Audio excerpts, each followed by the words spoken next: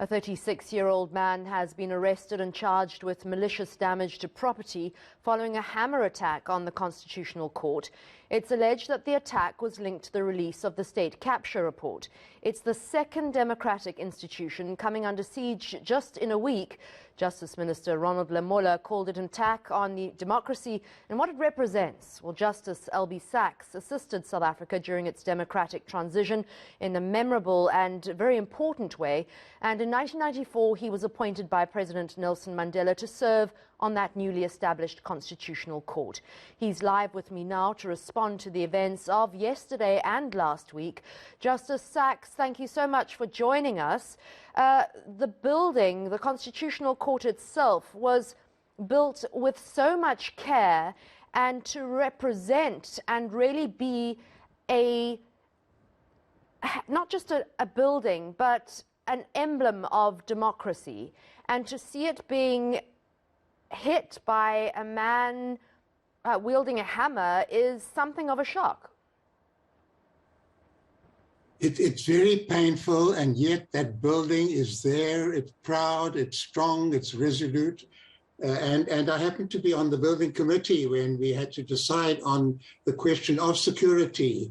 And we decided this is a new democracy, a wonderful new constitution for the people, and the building must breathe the spirit of democracy. It must be open. It mustn't be a castle up on the hill remote from the people. It should be friendly, approachable, and it should allow the light to come in, lots of windows or lots of glass, but also be resolute and strong and firm to uphold the values. And when I look at the attempt of this person with his hammer to try and smash our democracy, it turned out to be very puny, very futile, very ugly, and that building stands proud and stands strong. These are my very subjective personal reactions to what happened. You'll notice that there aren't windows that people can climb into and out of. We decided that there should be only one place of entry and exit, so he wasn't able to do very much with his attempts to attack the symbol of our democracy. Justice, just to give people an idea of how much thought went into the planning of that building for it to be an equitable space, the windows, for instance, reflect people's feet walking past so that the justices, I understand, are always reminded that they are there to serve democracy and the people of South Africa. You know, that idea of from inside you see out, from outside you see in, that the court is connected to humanity with the pulse beat of humanity, connecting up with the throb of Johannesburg. That was built into the very nature of the building. And at the same time, to ensure the safety of people inside doing their work, protecting the democracy, the glass was very, very thick to withstand exactly this kind of attack. I remember discussing with the architects, what if people came with hammers and wanted to smash the glass, and they said the glass will be stronger than the hammers. That's some wonderful imagery, actually, the glass being stronger than the hammers. Indeed it was. You're a voice of calm reason, for me at least, anyway. And you know, seeing the Parliament, which is a place that was very much my home for several years, as a place of moving and working democracy, and the Constitutional Court, does it feel like something violent and strange is happening in the ether, or is this for you purely a coincidence and something that's really unrelated? No, I don't think it's a pure coincidence. I think maybe certain crazed people pick up on some of the crazy speeches and inflammatory talk that happens and see it as a mission of their own. With huge sadness, Parliament was the Parliament that produced all the ugliness of apartheid, and that same building was transformed into the Constitutional Assembly that created one of the world's most progressive constitutions. It's a place of open discussion, debate, very, very robust, It was a very proud symbol of South Africa's capacity to examine its problems in a very democratic way. So it's extremely painful that it's been gutted inside. I think it will be very, very important to restore that building as a space of democracy. Restoring the building, the democratic aspects will continue. The elected people will continue with their work, but we do need a building that represents the efforts that we struggled so hard for to create a democratic, non-racial South Africa. That building must rise again. The Constitutional Court, I believe, is not only a robust building, but a very robust institution.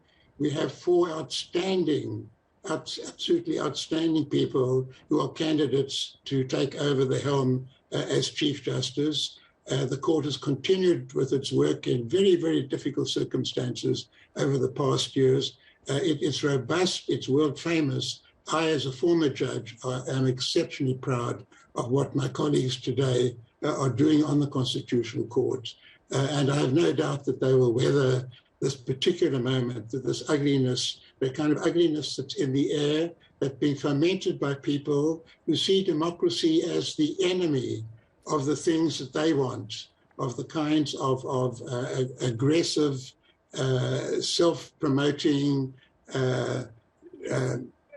absolutely lawless activities, which they feel they're entitled to. I think South Africa is strong enough to resist that. I think our institutions are deeply embedded, and our institutions are institutions that people want. They want to feel that they have government that's answerable. They want to feel they're living in an open society where they can speak their minds. They want to feel that we can be who we are, very, very diverse in so many different ways, and yet all be equal, have an equal voice, equal right to be heard, equal space in this country. Justice, last question. You've stared the face of evil, oppression, indignity in the eye. You suffered enormously and were personally attacked for that. When you look back to your time then during apartheid and the trauma that you personally went through and the democracy that we see now with the insurrection that we saw in June, July, the burning of Parliament, the attack on the Constitutional Court, is there any kind of parallel for you, or is it just a completely separate world? No, there is a very important element of continuity. It's the never again principle. In the days when, if you like, we were the insurrectionists against apartheid, these were days of states of emergency, of torture, of detention without trial. We're not going back to that. We are using our democratic principles. We are using the rule of law. We're using the rights that the people have, the right to be defended.